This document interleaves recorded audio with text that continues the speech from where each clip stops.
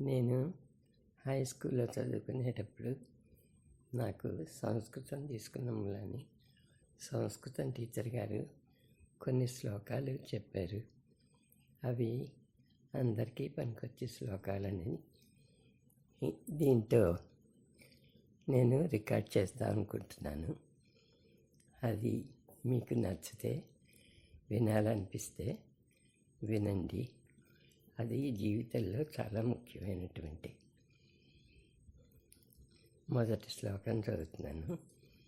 ఐశ్వర్యస్య విభూషణం సుజనతాం శౌర్యస్య walk సంయమః జ్ఞానస్యోపశమః శ్రుతస్య వినయో విత్తస్య పాత్రే వ్యయః అక్రోధస్తపసః క్షమా బలవతాం ధర్మస్య నిర్వ్యాజిత సర్వేషామపి సర్వకారణమిదం శీలం పరం భూషణం.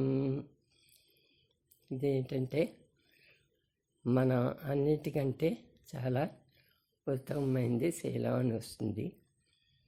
ఐశ్వర్యం ఉంటే ఐశ్వర్యస్య విభూషణ, ఐశ్వర్యానికి అలంకారం ఏంటంటే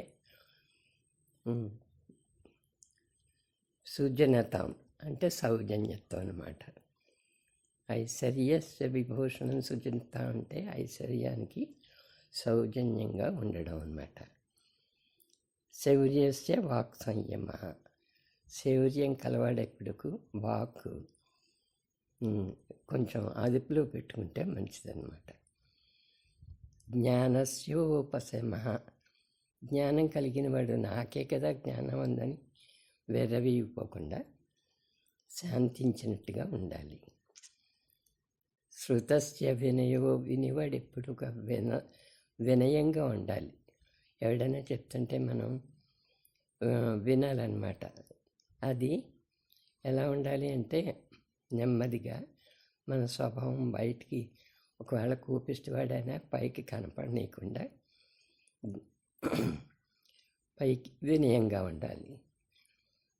అక్రోధస్తపస, అక్రోధ తపస, తపస అంటే తపస్సు చేసేవారికి, అక్రోధ అంటే క్రోధం కోపం లేకుండా ఉండడం అన్నమాట. క్షమా బలవతాం, బలవంతులు ఎప్పుడు కూడా క్షమించే గుణం ఉండాలి బలవంతులకి.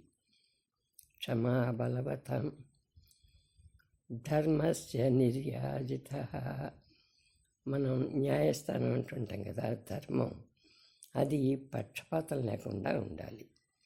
ధర్మస్య నిర్వ్యాజిత సర్వేషామపి, అన్ని విషయాలందు కూడా సర్వకారణమిదం, ఇదం సర్వకారణం అంటే ఇది ముఖ్యమైనటువంటి కారణం. ఏంటది? శీలం పరం భూషణం, శీలం మంచి అలంకారం అన్నమాట. అది ఎలా వచ్చిందో చూడు.